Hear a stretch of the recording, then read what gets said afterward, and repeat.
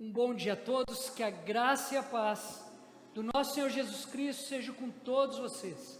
Nós estamos gravando esse culto apenas com a equipe técnica, respeitando as normas estabelecidas pelas nossas autoridades locais. Falando em equipe técnica, hoje a nossa equipe técnica está composta por um grupo muito especial, que são os adolescentes de nossa igreja. O mês de agosto é o mês da juventude e dos adolescentes batistas. Eu louvo a Deus pela nova geração da nossa igreja, uma geração comprometida com o Senhor Jesus, uma geração comprometida com a palavra do Senhor Jesus, uma geração comprometida com a igreja do Senhor Jesus nesse local.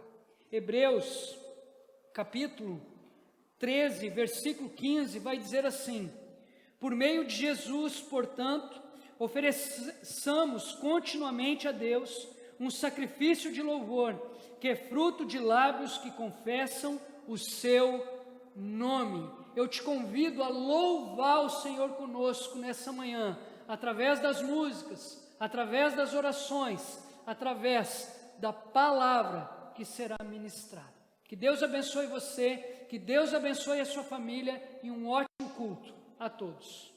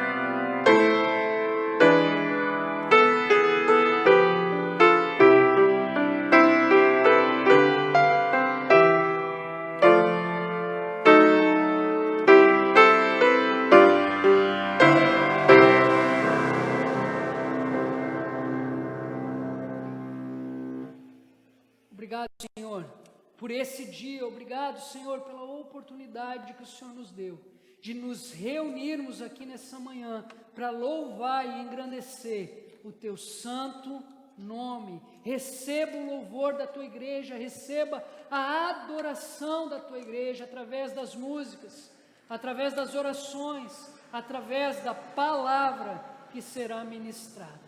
Deus, eu te agradeço pela nova geração de nossa igreja. Eu te agradeço pelos jovens, pelos adolescentes, Deus. Eu te agradeço pelos juniores, pelas crianças. Muito obrigado, Deus, por essa geração que é comprometida com o Senhor, com a Tua palavra e também com a igreja local. Fala os nossos corações, Deus, nessa manhã, em nome de Jesus. Amém e amém. Eu gostaria de convidar os adolescentes que estão comigo aqui nessa manhã para juntos lermos João capítulo 17, versículo 21. E eu encorajo você aí na sua casa a também fazer essa leitura bíblica. João capítulo 17, versículo 21 diz assim: para que todos sejam um, como tu estás em mim e eu em ti, que eles também estejam em nós, para que o mundo creia que tu me enviaste.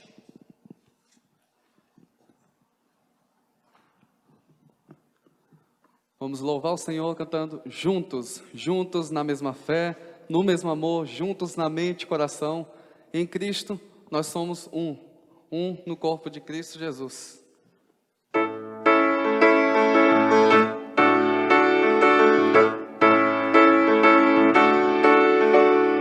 Juntos na mesma fé,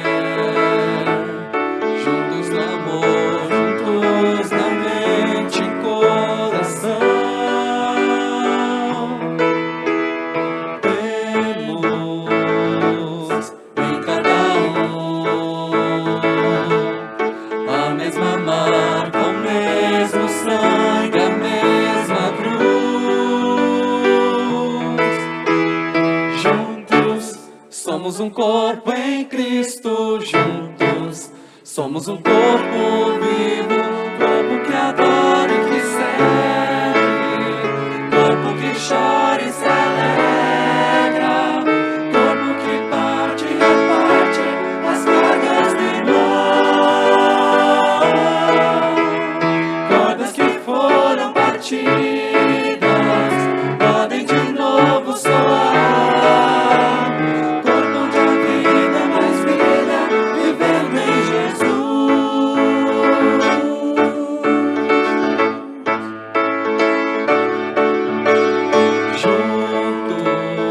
Juntos na mesma fé,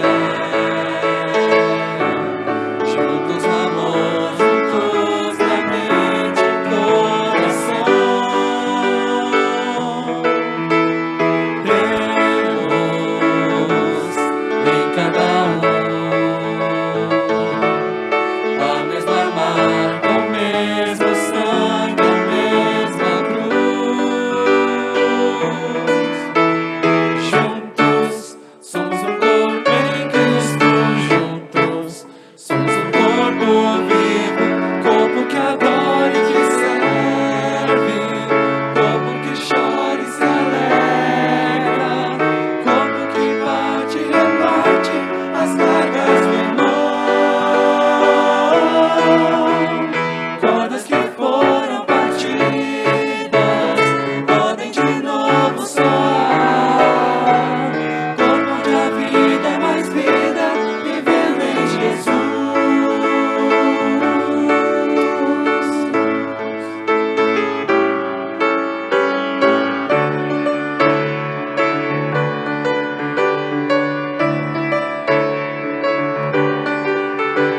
De todas as tribos, povos e raças, muitos virão te louvar. De tantas culturas, línguas e nações, no tempo e no espaço, virão te adorar. Bendito seja sempre o Cordeiro, Filho de Deus, raiz de Davi. Bendito seja seu santo nome, Cristo Jesus, presente aqui.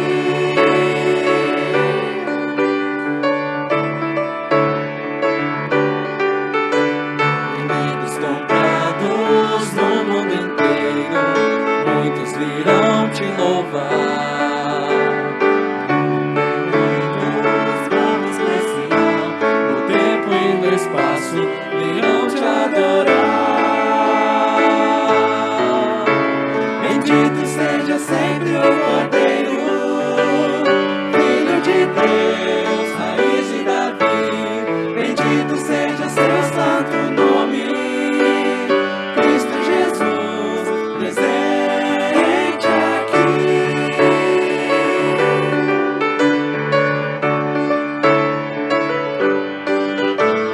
Na mão só nos cabe tudo dedicar, oferta suave ao Senhor. Dons e talentos queremos consagrar, a vida no altar, pra teu louvor. Bendito seja sempre o Cordeiro, Filho de Deus, raiz de Davi. Bendito seja seu santo nome, Cristo Jesus, presente aqui.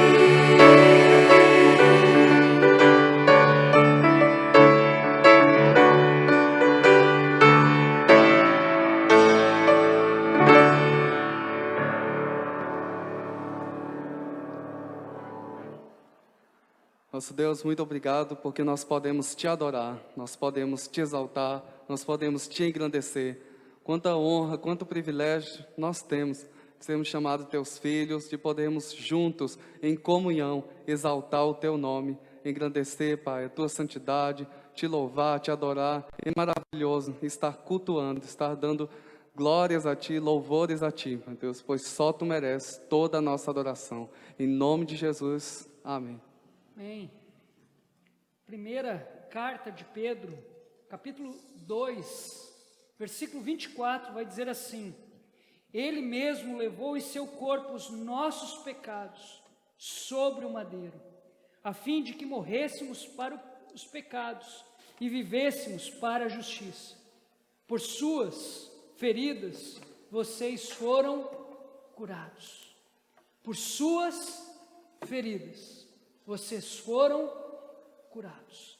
Ao som do piano, eu gostaria de desafiar você a examinar o seu coração e se existe algo que você precisa consertar, que você possa tomar a decisão em fazê-lo.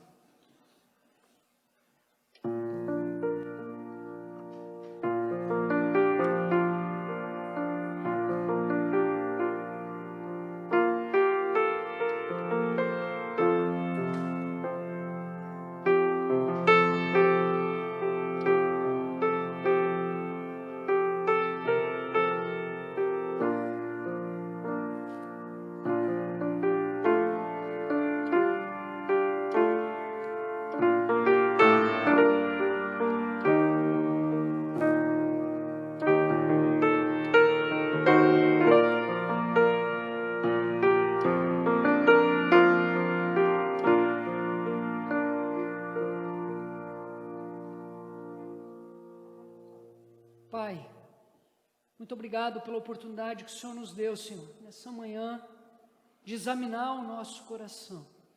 Perdoa os nossos pecados, as nossas falhas. Perdoa-nos, Deus, pela forma como pensamos, sentimos, agimos, nos relacionamos, que não tem nada a ver com a tua vontade, Deus. Tem misericórdia de nossas vidas. Muito obrigado, Senhor Jesus, porque o Senhor morreu na cruz no meu lugar e hoje eu recebi perdão, hoje nós somos livres. Obrigado por isso, Pai.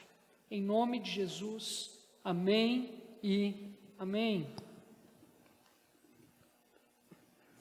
Amém. Na certeza de que o nosso Deus nos perdoa os nossos pecados, quando nós confessamos, estaremos cantando Cristo me amou e me livrou. O hino do nosso Sinário para o Culto Cristão, número 462.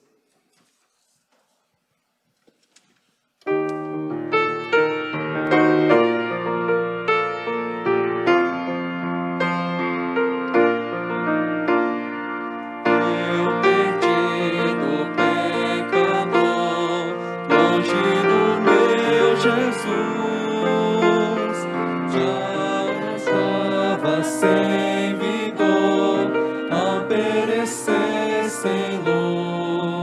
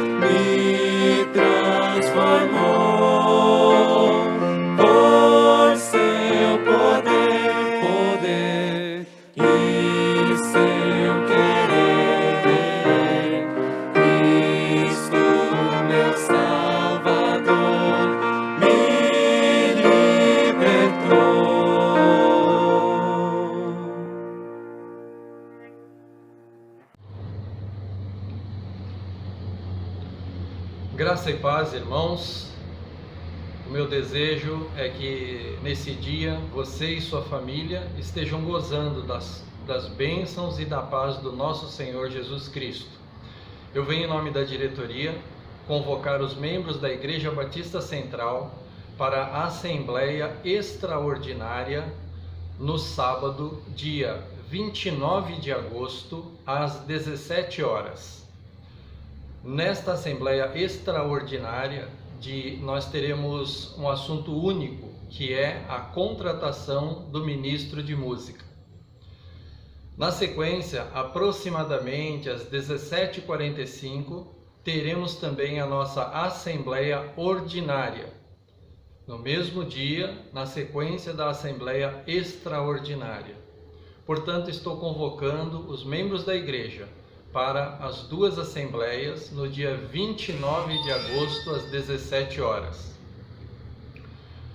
Por causa da pandemia do novo coronavírus, essa assembleia ela será feita por meio virtual, ela será feita à distância, com toda a segurança para você e sua família e ao mesmo tempo com a liberdade, a autonomia, para que você possa participar efetivamente das decisões da nossa igreja.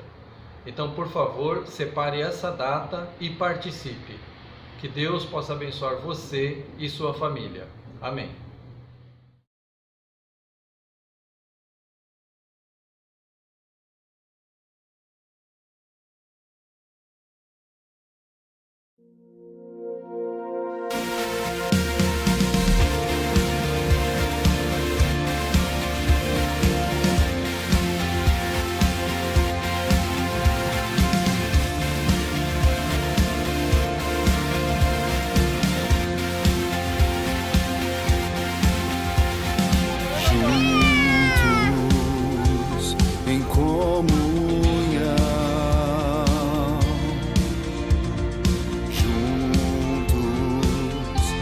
Partir do pão, em graça, em amor, na alegria do Senhor, levaremos teu nome, Jesus. Olá, queridos irmãos, amigos da Igreja Batista Central. É um privilégio nós estarmos aqui juntos para falarmos sobre missões estaduais no estado do Rio Grande do Sul. O estado do Rio Grande do Sul ele é um estado que conta com 497 municípios. E nós, os batistas, nós estamos inseridos em muitos desses municípios, por causa da nossa junta de missões. E é por isso que a nossa convenção Batista do Rio Grande do Sul, ela tem um alvo, que é de R$200 mil e de 1.200 novos adotantes do PAM, que é o Plano de Adoção Missionária. Mas, às vezes, eu e você, nós nos sentimos muito distantes desses alvos, né? Nós não sabemos de que forma nós poderíamos contribuir para um valor tão significativo. E é por isso que eu queria conversar com você hoje sobre o nosso alvo, o alvo da Igreja Batista Central, aqui em Porto Alegre. A Igreja Batista Central, nós temos o compromisso de, ao final da campanha, enviarmos R$30 mil ao Campo Missionário Gaúcho. Eu queria, nesse momento, agradecer a você que já contribuiu. Foi por causa da sua contribuição que nós conseguimos alcançar 35% desse alvo. Se você está fazendo as contas, se você ainda não contribuiu, isso fica como um tema para você. Faça as contas, ore ao Senhor, peça discernimento, sabedoria, peça coragem para que você possa, nesse tempo de dificuldade, ofertar. Mas ore ao Senhor, ore pelos nossos missionários e ore também pela sua vida. Que nós possamos dizer como o rei Davi: e agora vi teu povo ofertar voluntariamente e com alegria, que eu e você possamos fazer parte dessa história nesse momento. Deus abençoe sua vida.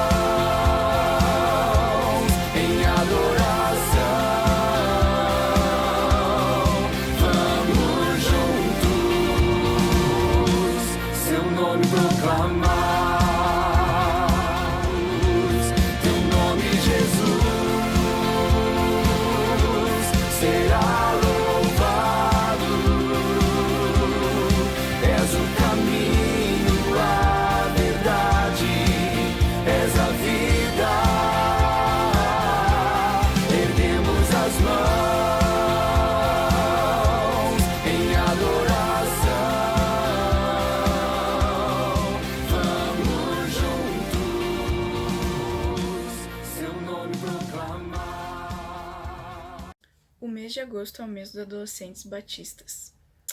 1 João 2,14 diz: Eu vos escrevi, pais, porque já conhecestes aquele que é desde o princípio. Eu vos escrevi, jovens, porque sois fortes, e a palavra de Deus está em vós, e já venceste o maligno. A minha oração é que nós, como adolescentes, possamos seguir os passos dos nossos pais e marcar a nossa geração através das nossas ações.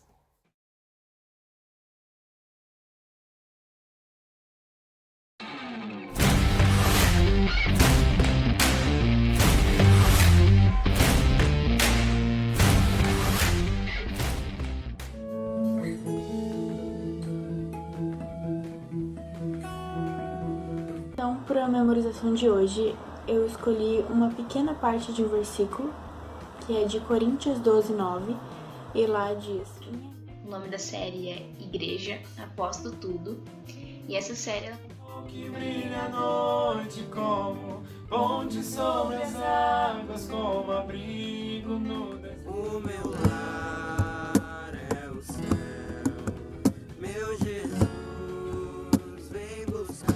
Oi, gurizada, para o versículo da memorização de hoje, eu escolhi o versículo Provérbios 27:17. Fica em Salmos 119 e 105, e ele diz assim: Lâmpada para os meus pés e a tua palavra é luz para os meus caminhos. Lá nesse versículo... Sabem que lá no começo, que a gente já leu, quando a gente falou sobre Deus Criador, em Gênesis, que Deus criou tudo, o mundo, criou a natureza. Ao teu nome Oi pessoal, hoje para o momento de memorização eu trouxe um versículo que fica em 1 Coríntios, capítulo 2, versículo 9.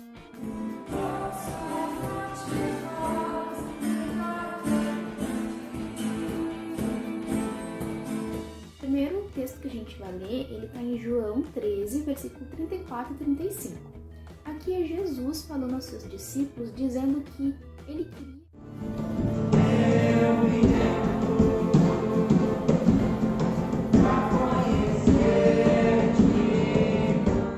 Salmos 19:1. Eu vou ler com vocês aqui. Porque Salmos 19:1 mostra bem a questão de que nós estamos aqui. Hoje o versículo que eu trouxe para memorização está em Jeremias 26.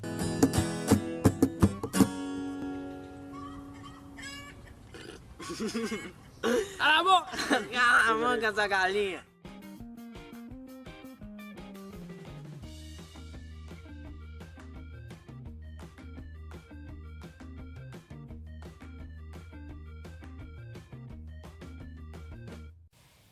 Olá, irmãos e amigos da Igreja Batista Central. Esse mês é o mês da Juventude Batista e eu, como líder de jovens, sou grata a Deus pelos jovens de nossa igreja. E oro para que eles possam crescer a cada dia mais, em graça e sabedoria diante de Deus e dos homens. Um ótimo domingo a todos e um forte abraço.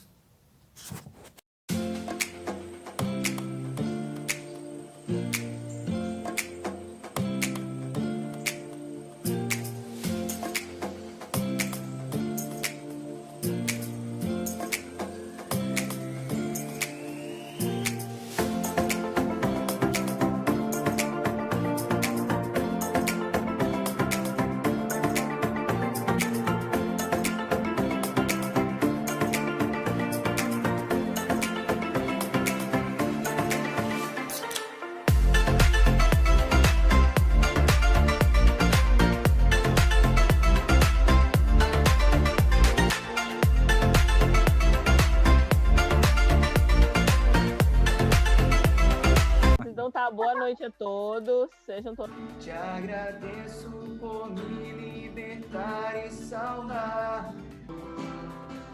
Para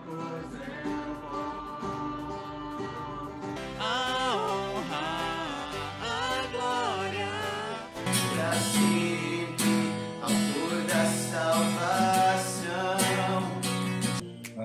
O tema hoje que eu quero trazer é escolhas e seus resultados. Então, aqui a gente vê que a palavra de Deus, né? Portanto, livro de Provérbios. O texto dessa noite está lá em Colossenses. Isso por si já traz estresse, traz medo. Nesse capítulo, no capítulo 14, Pagar um elevado preço por minha cidadania. Então eu vou dar uma lidinha rapidamente para vocês. Agradecemos também por esse tempo que agora a gente pode estar como jovens reunidos. Então tá, pessoal, todos muito bem-vindos. Escreveu um livro que chama Gifted Hands, né? Mãos. Pequenos grupos, para compartilhar o que Deus falou ao nosso coração. Então fique à vontade, pastor Thiago, a palavra é sua.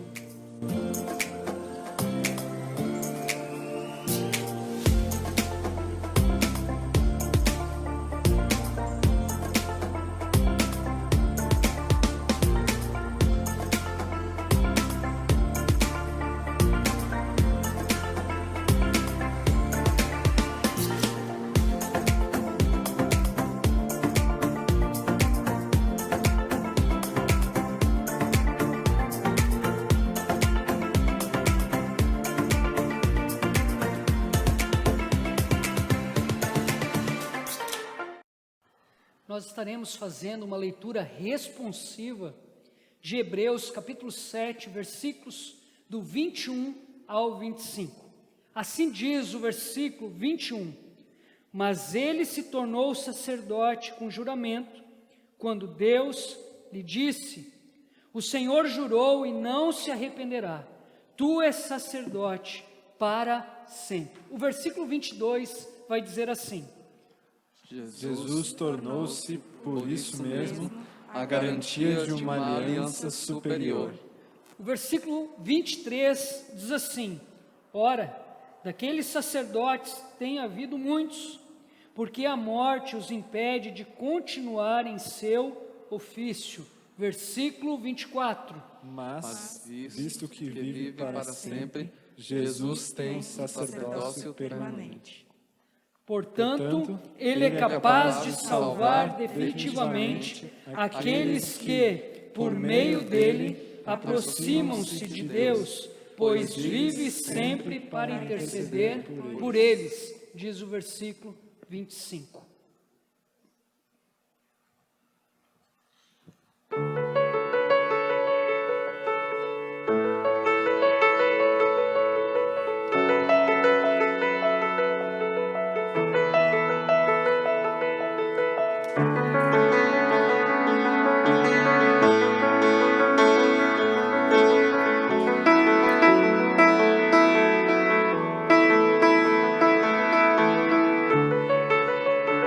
Todos necessitam de um amor perfeito,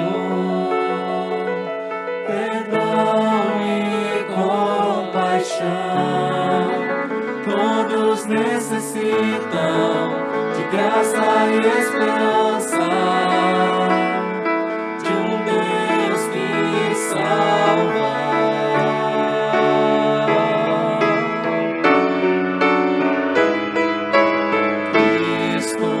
Move as montanhas e tem poder para salvar, tem poder para salvar, para sempre, autor da salvação. Jesus a morte venceu, sobre a morte venceu.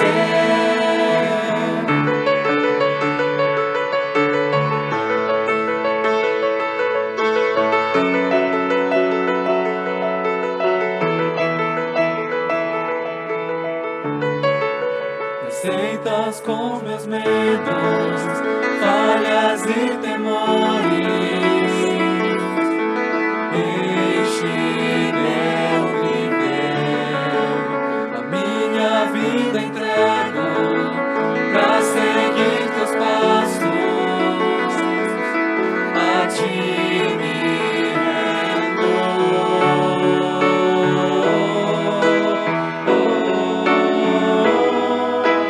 Cristo move as montanhas.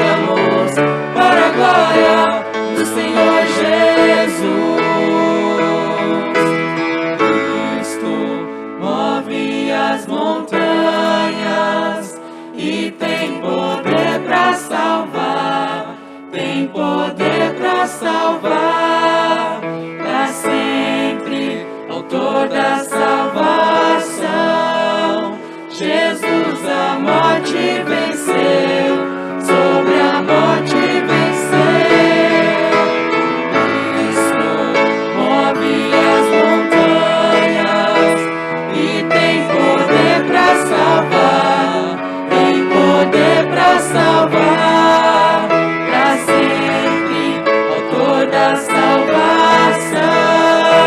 Jesus a morte venceu, sobre a morte venceu. Nosso mundo vem brilhar a luz, cantamos para a glória do Senhor Jesus. Cristo, nosso mundo vem brilhar a luz, cantamos para a glória do Senhor Jesus.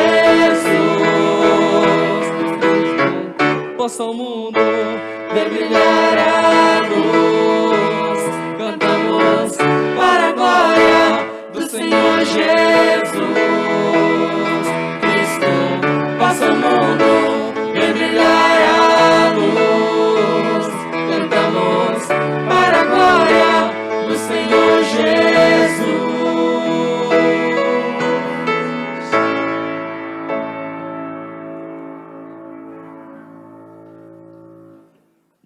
Senhor, nesse momento, Pai, nós clamamos a Ti pelas pessoas que ainda não Te conhecem, Senhor. Que Tu possas estar nos levando a pregar a mensagem das boas novas da salvação para essas pessoas, porque somente Tu tens poder para salvar, meu Deus. Que o Senhor esteja também consolidando a nossa fé em Ti, para que nós não venhamos nos afastar de Ti jamais. Pai, em meio a todos esses problemas que têm acontecido, essa pandemia, esse vírus, que o Senhor esteja nos ensinando, Pai, a viver contigo, ensinando a viver na Tua vontade, Pai. Que o Senhor esteja sempre conosco, nos livrando, guardando de todo mal, suprindo todas as necessidades. É em nome de Jesus que eu oro, e já colocando diante de Ti a mensagem que será pregada nesse momento, que o Senhor esteja com o pastor Tiago, que a mensagem que ele venha trazer, venha direto do Teu trono para os nossos corações. É no nome de Jesus que nós oramos e Te agradecemos. Amém. Amém. Obrigado ao grupo de música por esse momento. Eu gostaria de externar minha gratidão a Deus por essa igreja que me proporcionou um período de férias. Eu também gostaria de externar minha gratidão a Deus pela vida de Joyce, Maria Antônia, Joaquim, que fizeram dessas férias algo muito especial. Tive a oportunidade de ler um bom livro com a minha filha, andar de bicicleta em família, tive a oportunidade de jogar futebol com o pequeno Joaquim, de olhar bons filmes com a minha esposa. Minhas férias foram especiais. Estamos de volta e eu gostaria de dar continuidade para a série chamada Milagres de Jesus.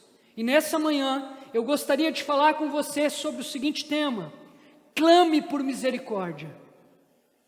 Clame por misericórdia. E para esse tema eu convido você a abrir a sua Bíblia em Mateus capítulo 9, versículos do 27 ao 31. Mateus capítulo 9, versículos do 27 ao 31.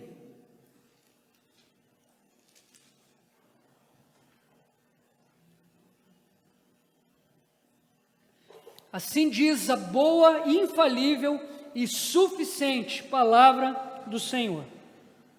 Saindo Jesus dali, 2 cegos o seguiram, clamando: Filho de Davi, tem misericórdia de nós.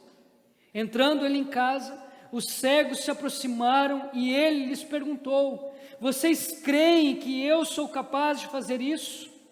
Eles responderam: Sim, Senhor.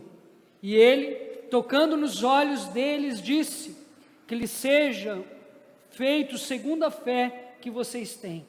E a visão deles foi restaurada. Então Jesus os advertiu severamente: Cuidem para que ninguém saiba disso. Eles, porém, saíram e espalharam a notícia por toda aquela região. Até aqui, vamos orar mais uma vez? Pai, muito obrigado, Senhor, pela Tua boa palavra, pelos Teus bons conselhos. Obrigado, Senhor, por essa palavra que é apta para ensinar, que é apta para corrigir, instruir, repreender o homem, Deus. A minha oração, Deus, é que nessa manhã a Tua palavra possa consolar corações, possa dirigir decisões, possa repreender, Deus, aqueles que precisam de correção. Que a tua palavra possa nos desafiar nessa manhã, Deus, a nos apropriarmos dela, Senhor, e colocarmos em prática aquilo que o teu Santo Espírito falou aos nossos corações. Usa-me, Senhor, nessa nobre tarefa que é a de expor a tua palavra. Em nome de Jesus, amém e amém. Clame por misericórdia. Diante de uma situação difícil, diante do caos, diante de uma situação irreversível, ao invés de fugir, ao invés de agredir, ao invés de ficar estagnado, clame por misericórdia. O Warren Wiersbe, ele vai dizer que a cegueira não é uma doença dos olhos, mas a morte dos olhos. A cegueira não é uma doença dos olhos, mas a morte dos olhos. Esses dois homens, eles estavam enfrentando uma situação difícil.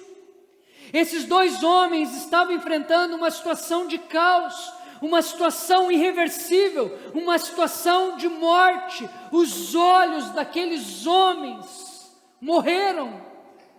A cegueira não é uma doença dos olhos, mas a morte dos olhos. E ao invés de fugir, ao invés de agredir, ao invés de acusar, ao invés de ficar estagnado, esses dois homens clamaram a Jesus pedindo por misericórdia.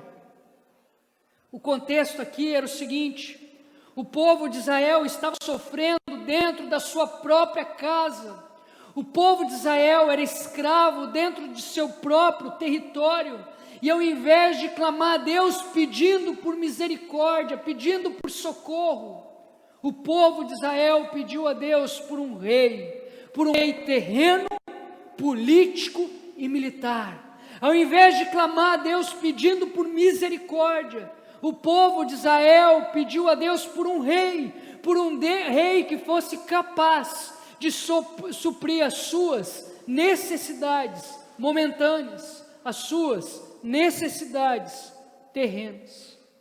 O povo de Israel ansiava por liberdade, mas não queria pagar o preço de tal liberdade. O povo de Israel ansiava por mudança, mas não estava disposto a mudar. Quantas pessoas que nós conhecemos que são assim, oram a Deus pedindo por mudança, oram a Deus pedindo por algo novo, mas não, no fundo, não estão dispostas a mudar, não estão dispostas a sair de sua zona de conforto. O povo de Israel ansiava por um rei, mas um rei segundo o seu coração, não segundo o coração de Deus. Muitas vezes nós queremos as coisas segundo o nosso coração. Muitas vezes nós queremos as coisas segundo a nossa vontade, ao invés de buscar a vontade do bom Deus, ao invés de clamar por misericórdia da parte de Deus. Então Jesus, quando começa os seus trabalhos aqui nessa terra, quando Jesus começa a implantar o reino de Deus aqui, ele deixa claro que o seu reino não era terreno, não era político, não era militar. O seu reino não estava sendo implantado a fim de suprir uma necessidade momentânea, uma necessidade terrena.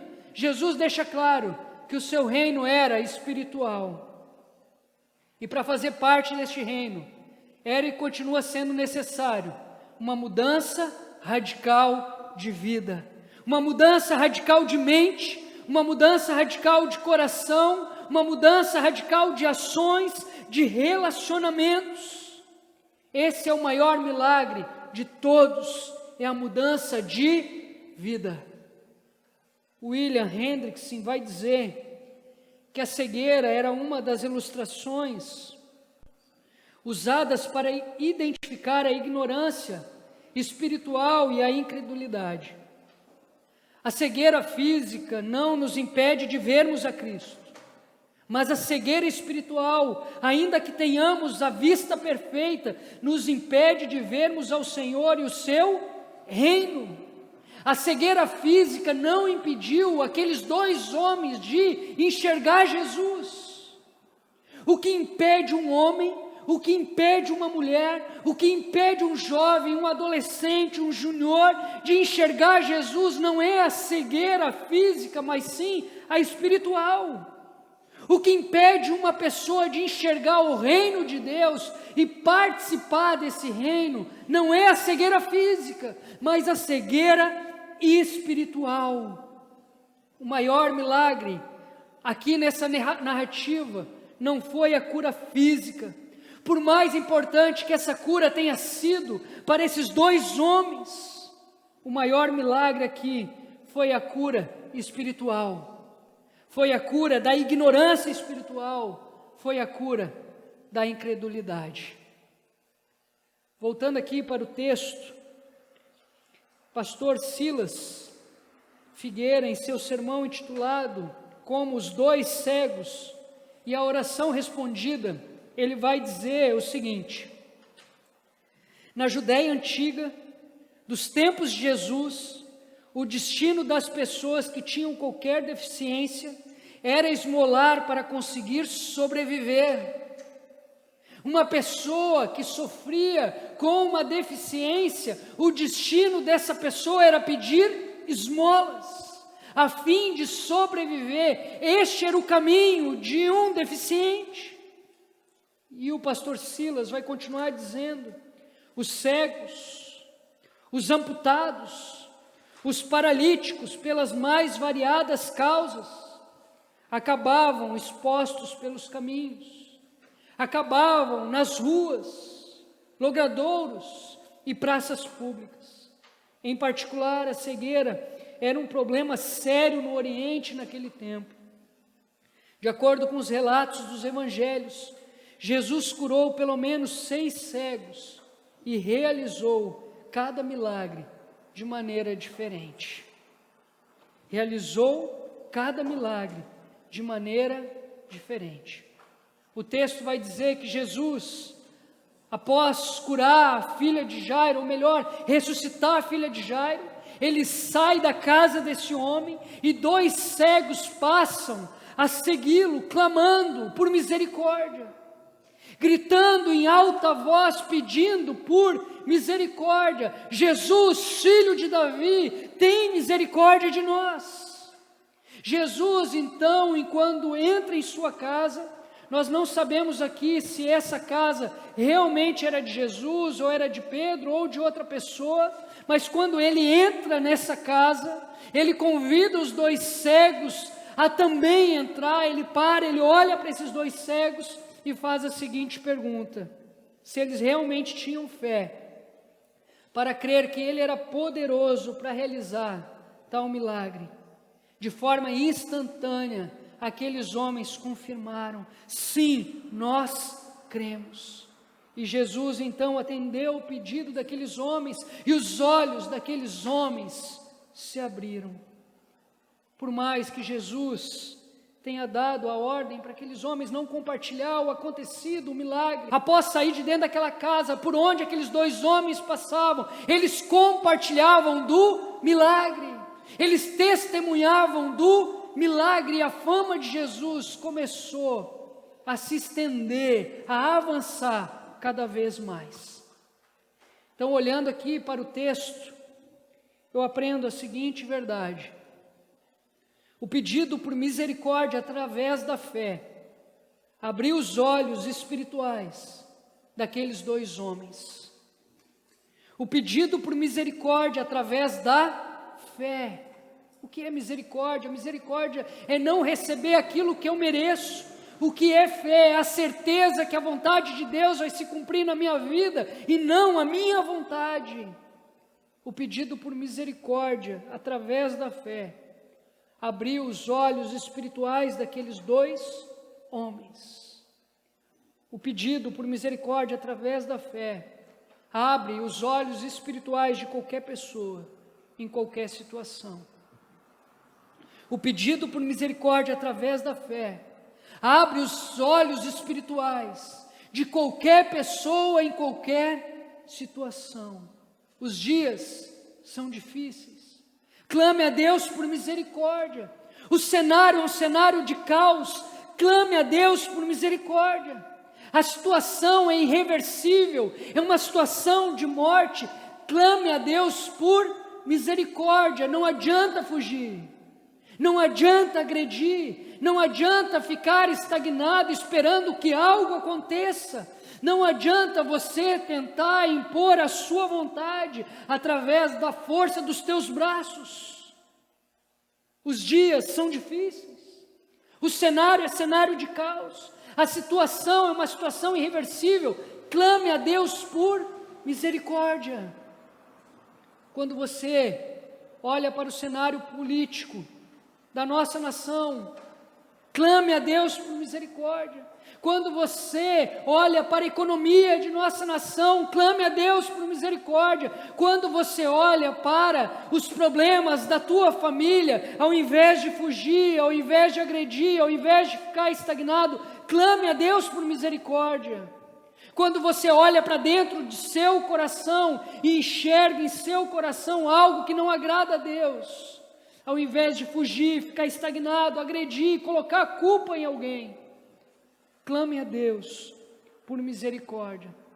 Só clama por misericórdia quem, em primeiro lugar, reconhece a sua atual situação. Só clama por misericórdia quem tem consciência de quem de fato é. Só clama por misericórdia quem tem consciência do cenário real em que está vivendo. O versículo 27 e o versículo 28 vão dizer assim: saindo Jesus dali, 2 cegos o seguiram clamando: Filho de Davi, tem misericórdia de nós. Entrando ele em casa, os cegos se aproximaram e ele lhes perguntou: você creem que eu sou capaz de fazer isso? Você crê que eu sou capaz de fazer isso? Ao se aproximar de Jesus, esses 2 homens, eles não falaram em mérito. Eles em nenhum momento tentaram provar para Jesus que eram merecedores da cura. Em nenhum momento eles tentaram oferecer a Jesus argumentos que comprovassem que eles eram merecedores da cura. Você não vai ver esses 2 cegos falando em mérito com Jesus.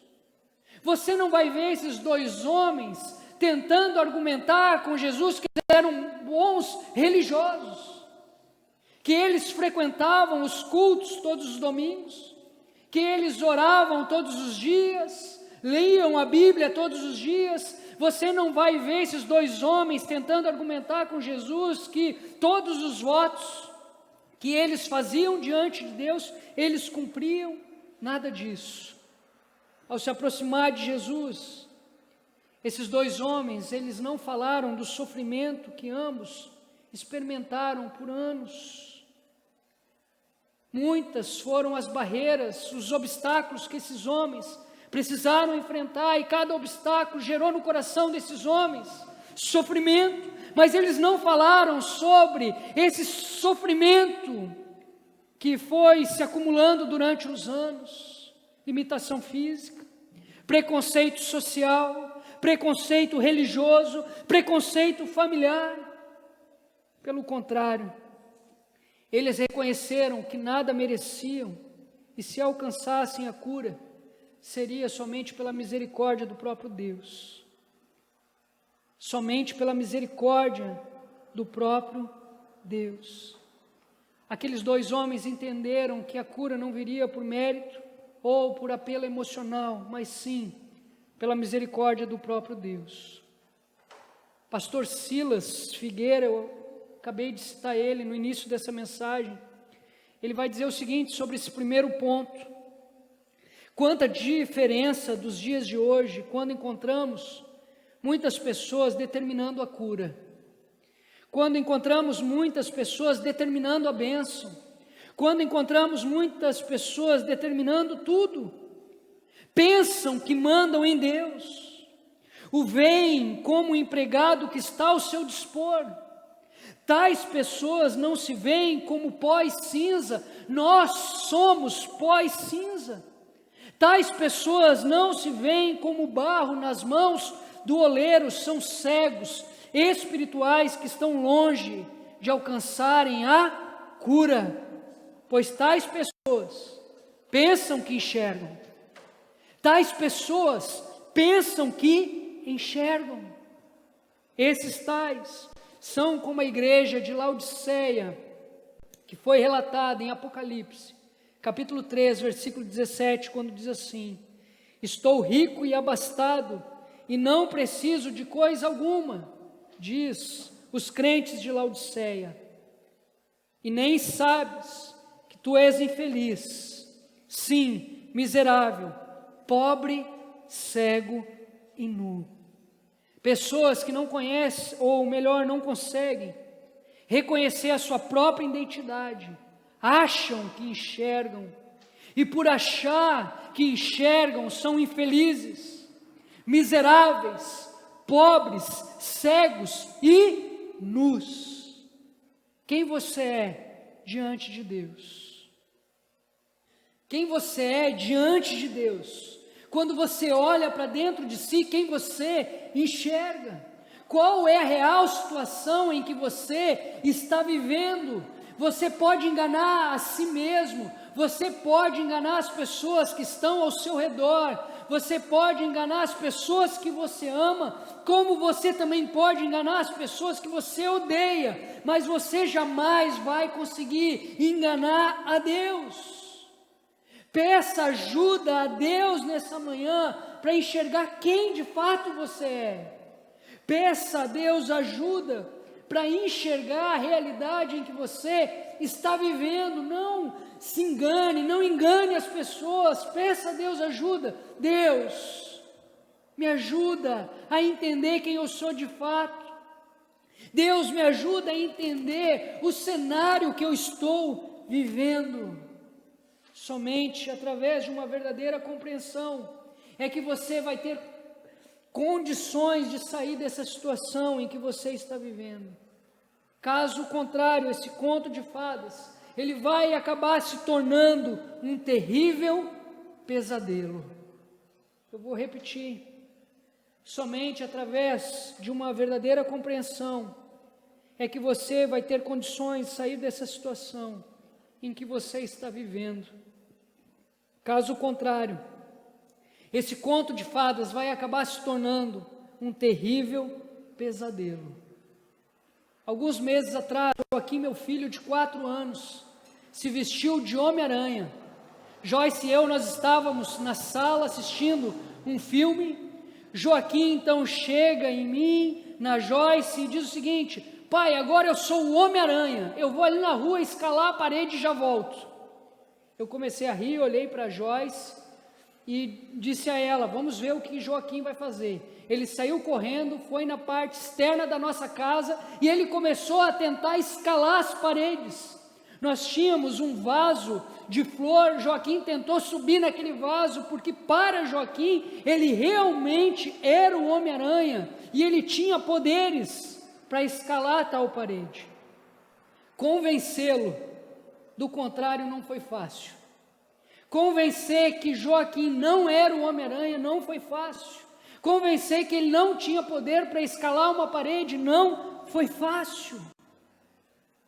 Contando esse episódio para alguns de nossos familiares, o irmão da Joyce então relatou a sua experiência quando criança. Ele colocou uma capa, ou melhor, ele fez uma toalha de capa e na mente dele ele era o super-homem. Ele foi então até uma casa que estava em construção, subiu no 2º andar e pulou, para ver se realmente ele conseguia ou não voar. Eu não lembro aqui da história, não sei se ele quebrou uma perna, um braço, mas algo terrível aconteceu. Ter uma compreensão de quem você é de fato, vai te ajudar a não viver num conto de fadas, vai te ajudar a evitar terríveis pesadelos. Jesus, ele vai dizer em seu Sermão do Monte: bem-aventurados pobres de espírito, pois esses herdarão o reino de Deus. Pobre de espírito não é aquele que tem uma situação financeira desfavorável, mas aquele que reconhece quem de fato é. E por reconhecer quem de fato é, diante de Deus, clama por misericórdia. Os dias estão difíceis, clame por misericórdia. O cenário é de caos, clame por misericórdia. A situação é irreversível, clame a Deus por misericórdia. Fugir, esconder atrás de uma máscara, negar o problema não vai te ajudar a resolvê-lo.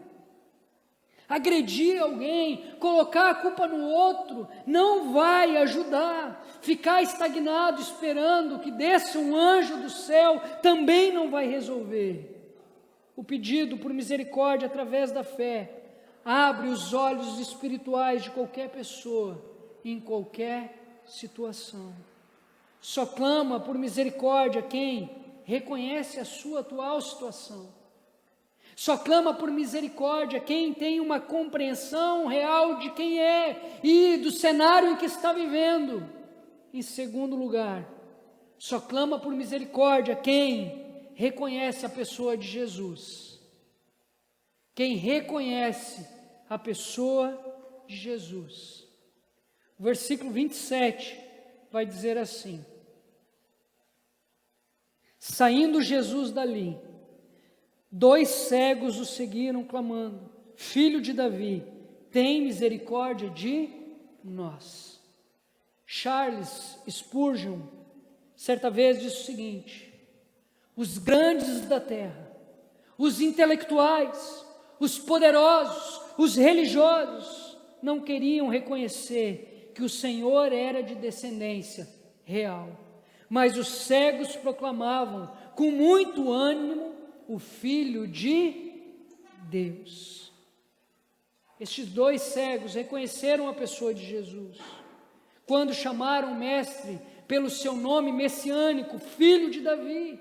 Esse título aparece pela primeira vez aqui no Novo Testamento e depois esse título apareceu mais 15 vezes. Filho de Davi significa o Messias de Israel. A.W. Pink vai dizer que enquanto as autoridades judaicas negavam que Jesus procedia do Pai, apesar de enxergarem, esses cegos enxergavam o que as autoridades judaicas não viam, a sua autoridade. A.W. Pink vai continuar dizendo: quando Elias orou para que chovesse, reconheceu que Deus exerce controle sobre os elementos da natureza. Ao orarmos para que Deus liberte o miserável pecador da ira vindoura, reconhecemos que ao Senhor pertence a salvação. Ao suplicarmos que Ele abençoe a pregação do Evangelho até os confins da terra, declaramos que Ele é quem rege o mundo inteiro. A pergunta que eu gostaria de fazer para você é: quem é Jesus? Quem é Jesus? No ano de 2008, eu tive a oportunidade de participar de um projeto de plantação de igreja no sertão nordestino, mais precisamente no sertão do Piauí. Então nós começamos a trabalhar em uma cidade chamada Miguel Alves, e depois de um tempo eu tive a oportunidade de conhecer o interior de Miguel Alves. As casas, elas eram feitas de barro, e então nós começamos a bater em cada casa a fim de anunciar as boas novas do Evangelho, e ali eu conheci uma senhora, ou melhor, o meu grupo conheceu uma senhora, e no momento que eu perguntei a ela sobre a experiência dela com Jesus: você já ouviu falar de Jesus? Você já assumiu um compromisso com Jesus? Quem é Jesus para você? A resposta daquela senhora foi a seguinte: meu filho, eu cheguei recém aqui no vilarejo, eu não conheço ninguém ainda, eu não tive a oportunidade de conhecer esse Jesus. Quem é Jesus para você? Aquela mulher nunca ouviu falar de Jesus. Quantas pessoas vivem no nosso meio, quantas pessoas frequentam os nossos cultos, mas ainda não conhecem Jesus de fato. Quem é Jesus para você? A Bíblia vai dizer que Jesus é o Criador de todas as coisas. João capítulo 1, versículos do 1 ao 3, vão dizer assim: no princípio era aquele que é a palavra, ele estava com Deus e era Deus, ele estava com Deus no princípio, todas as coisas foram feitas por intermédio dele, sem ele nada do que existe teria sido feito. Quem é Jesus para você? A Bíblia vai dizer que ele é o sustentador de todas as coisas. Ele não só nos criou, como ele sustenta a sua criação, ao contrário daquilo que os deístas pregam. Jesus não só criou e abandonou a sua criação ao caos, Jesus continua nos sustentando. Hebreus, capítulo 1, versículo 3 vai dizer assim: o Filho é o resplendor da glória de Deus e a expressão exata do seu ser, sustentando todas as coisas por sua palavra poderosa. Jesus sustenta todas as coisas por sua palavra, esta palavra que é suficiente para mudar mente, coração, ações, relacionamentos. Somente Jesus tem poder para transformar vidas. Quem é Jesus para você? A Bíblia vai dizer que Jesus é Senhor. Paulo, no início de suas cartas, afirma que Jesus é Senhor. A fazer esse tipo de afirmação, Paulo, ele está se colocando como escravo de Cristo. Dizer que Jesus é o Senhor para Paulo é a mesma coisa que dizer que Jesus é dono da mente, do coração, das ações, dos relacionamentos de Paulo. Dizer que Jesus é o meu Senhor é a mesma coisa que dizer que Jesus comanda os meus pensamentos, que Jesus comanda os meus sentimentos, que Jesus comanda as minhas ações, que Jesus comanda os meus relacionamentos. Jesus é o Senhor da sua vida.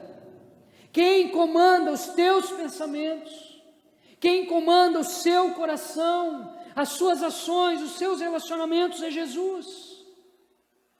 Eu estava conversando com o Senhor durante as minhas férias, e Ele disse: Tiago, todas as manhãs, a primeira coisa que eu faço é uma oração, e nessa oração eu digo o seguinte: Tu és o Senhor da minha vida. Jesus, Tu és o Senhor da minha vida, os meus pensamentos, os meus sentimentos, as minhas ações, os meus relacionamentos pertencem ao Senhor. Quem é o Senhor?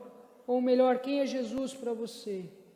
A Bíblia vai dizer que Jesus é o Salvador. Primeira carta a Timóteo, capítulo 2, versículo 5, vai dizer assim: porque há um só Deus e um só mediador entre Deus e os homens, Jesus, Cristo homem. Jesus, Cristo homem. Essa semana eu precisei fazer uma prova e uma das perguntas era a seguinte: por que Jesus tinha uma vida a fim de salvar pecadores? Por que Jesus tinha uma vida a fim de salvar pecadores?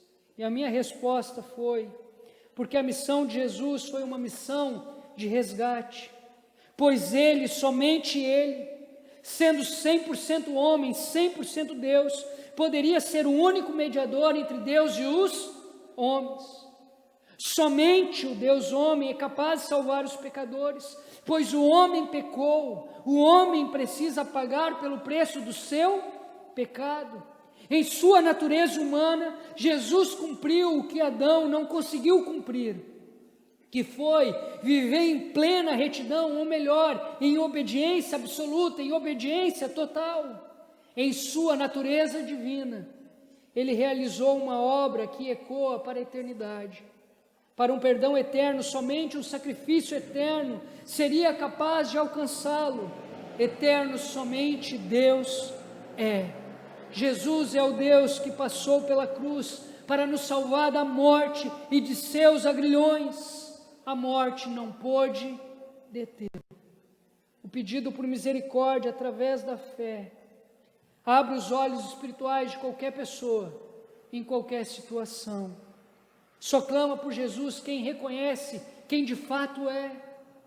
Só Clama por misericórdia quem tem consciência de quem é de fato e do cenário em que está vivendo. Em segundo lugar, só clama por misericórdia quem reconhece a pessoa de Jesus.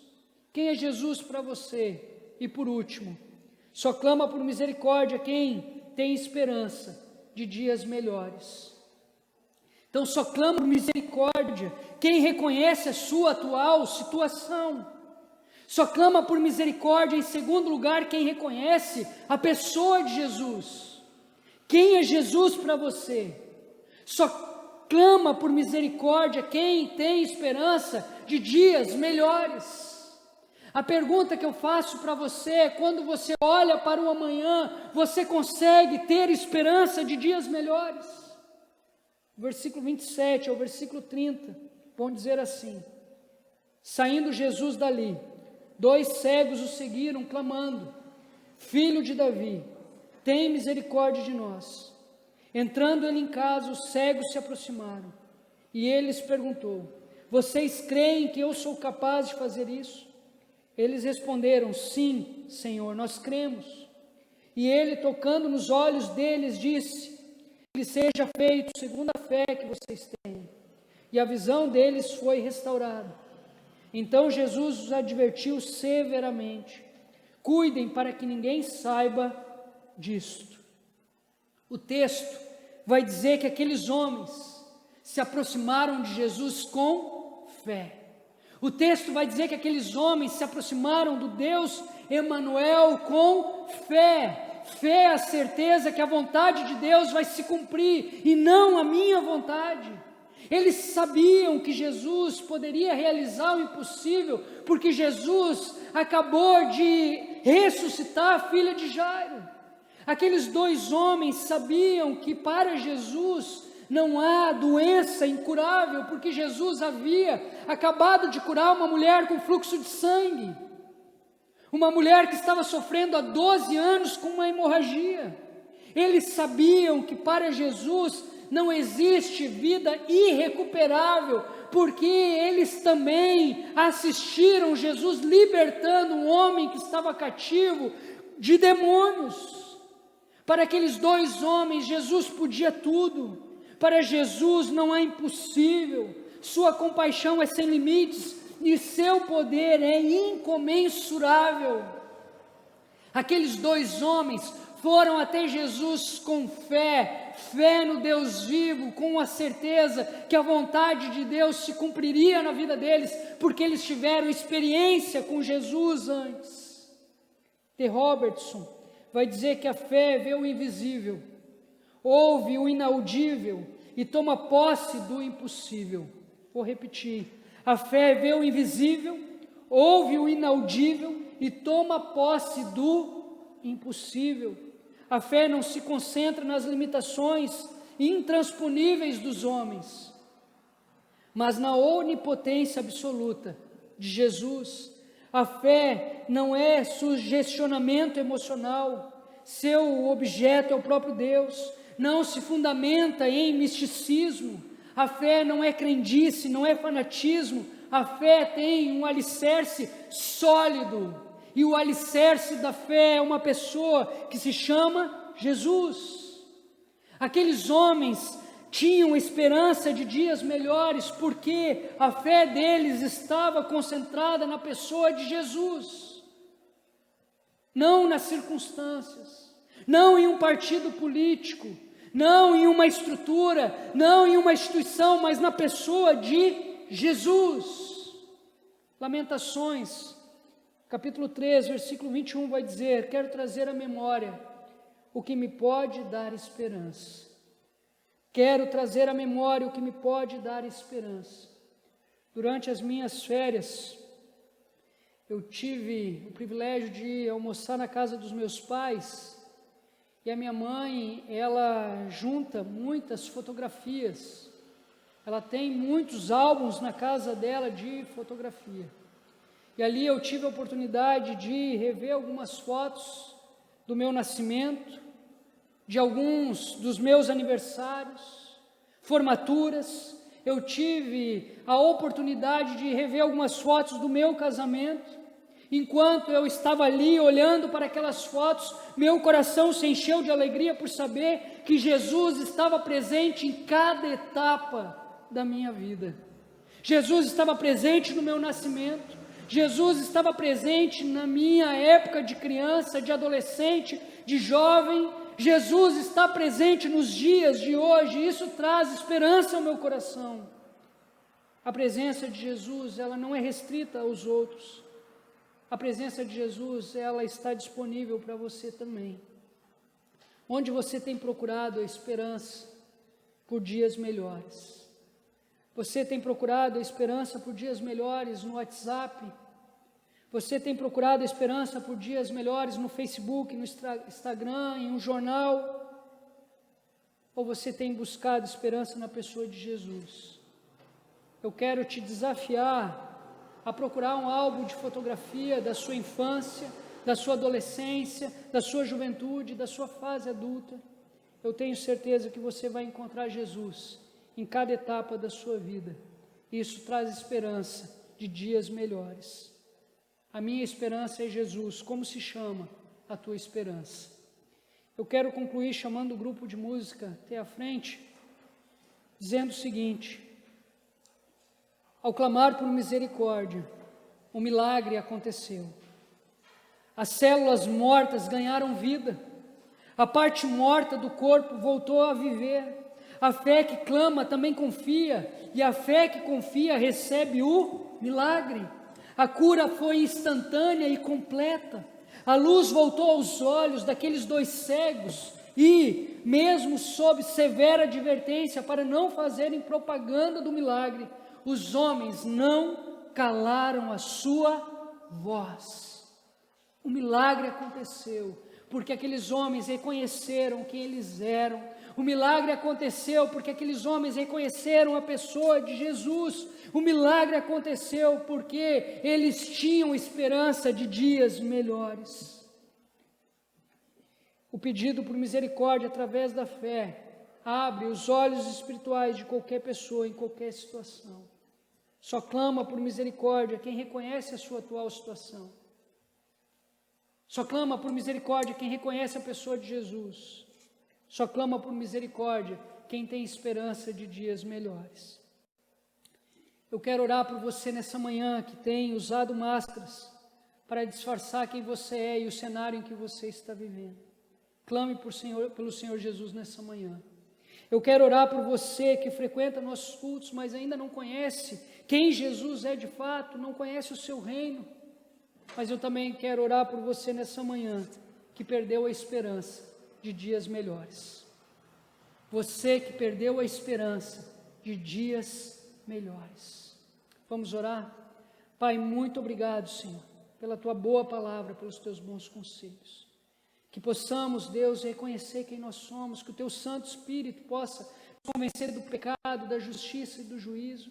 Que o Teu Santo Espírito possa, Senhor, nos ajudar a entender quem nós somos e o cenário em que nós estamos vivendo, que nós possamos ser realistas, Deus.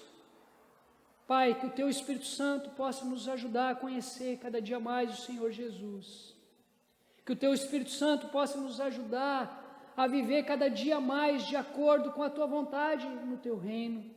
E a minha oração, Deus, é que o Senhor possa trazer esperança para aquele coração que já morreu.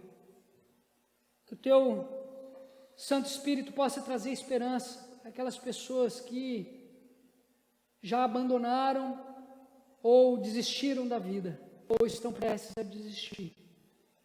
Que essas pessoas possam encontrar esperança em Jesus. Em nome de Jesus. Amém e amém.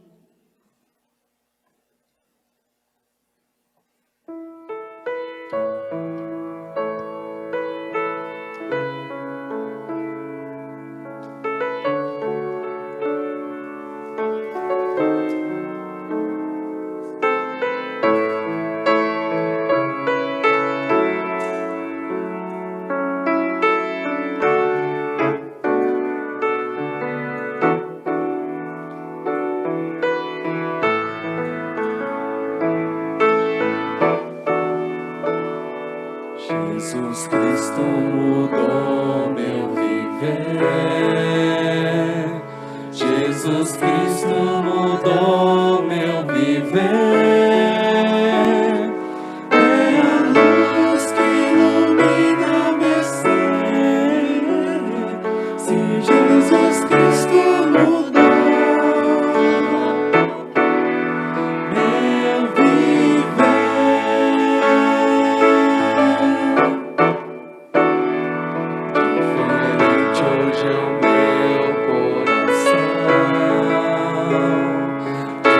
Diferente hoje é o meu coração. Diferente hoje é o meu coração. Cristo deu-me paz e perdão. Se diferente hoje é o meu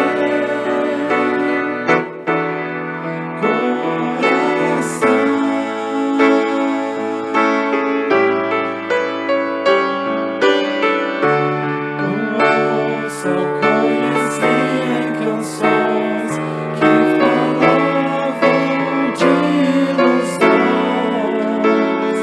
Mas toda agora é diferente. Cristo fala para a gente. Mas Cristo deu-me seu amor.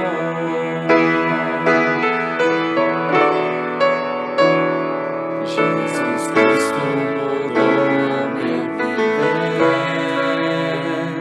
Jesus Cristo mudou meu viver. É a luz que ilumina meu ser. Se Jesus Cristo mudou meu viver.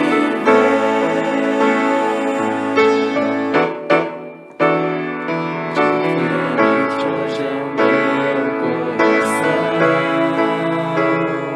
Diferente hoje é o meu coração. Cristo deu-me paz e perdão. Se diferente hoje é o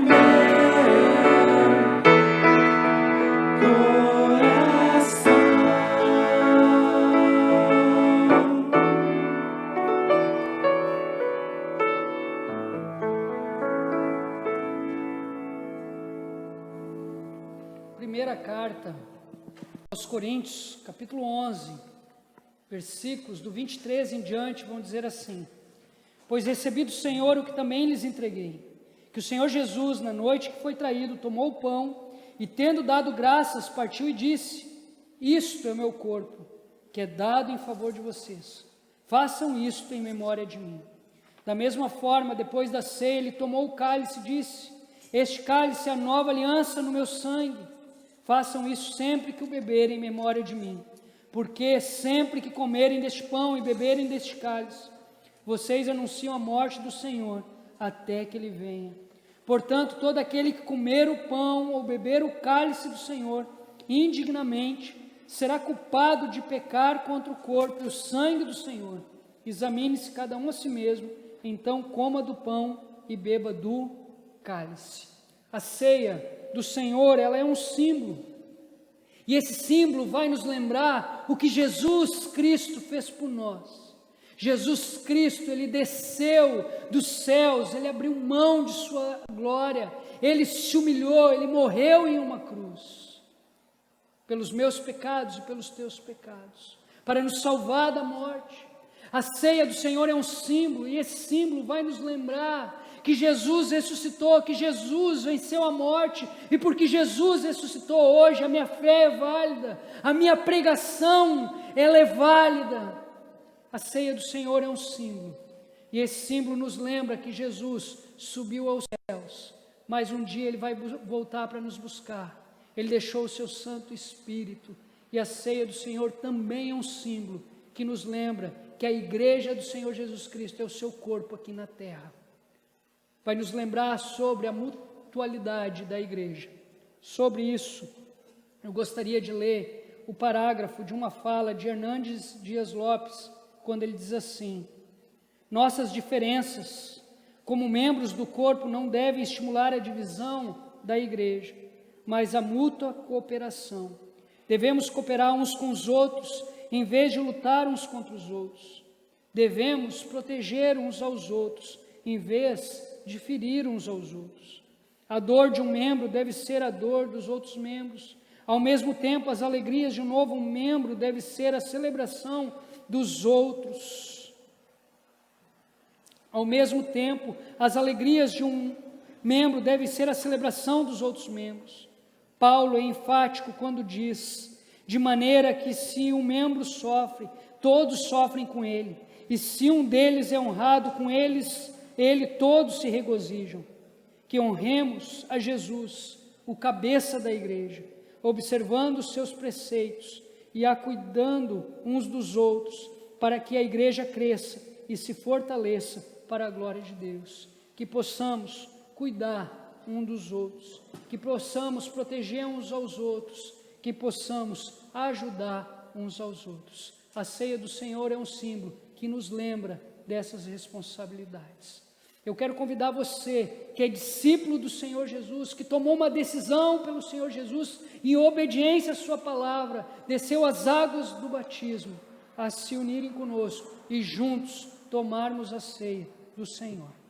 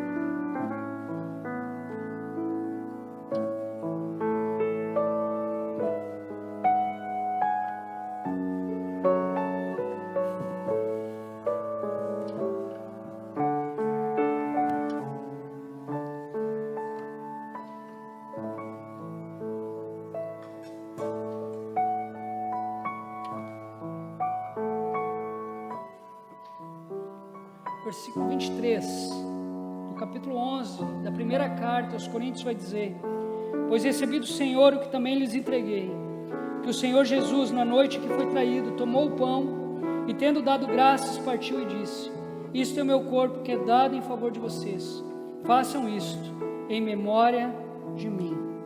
Comamos todos do pão.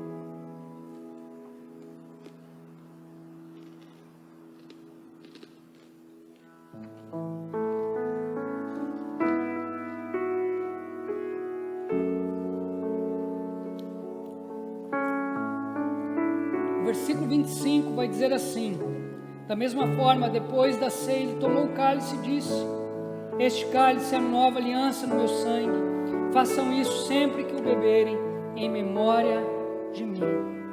Bebamos todos do cálice.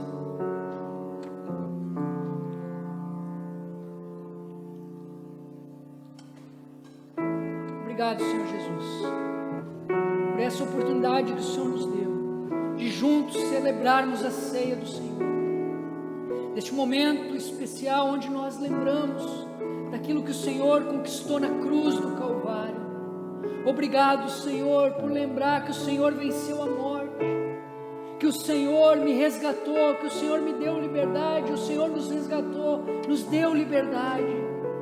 Obrigado, Senhor Jesus, por poder lembrar que nós não estamos sozinhos. O Senhor deixou conosco o seu Espírito Santo para nos ensinar, para nos corrigir, para nos dirigir, para nos consolar.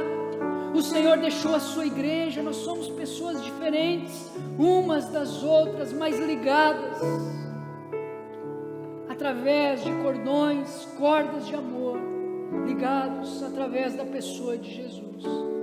Que possamos, Deus, cuidar uns dos outros, que possamos zelar uns pelos outros, que possamos ajudar uns aos outros, Deus, e que o Teu reino possa avançar em nossa comunidade, para a honra e glória do Teu nome.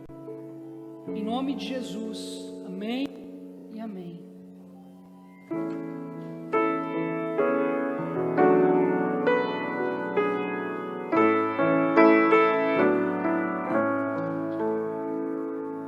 Quanto nos ama Jesus,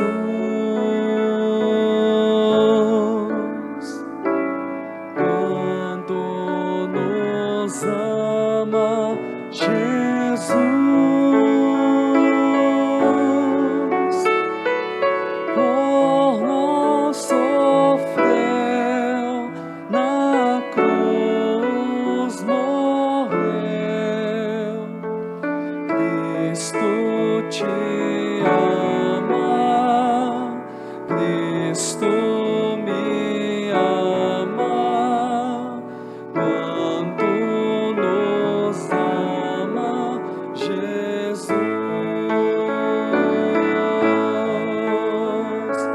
Foi ao Calvário por mim. Quem pode amar tanto assim? O que Ele fez ao mal desfez. Cristo te ama, Cristo me ama, quanto nos ama Jesus.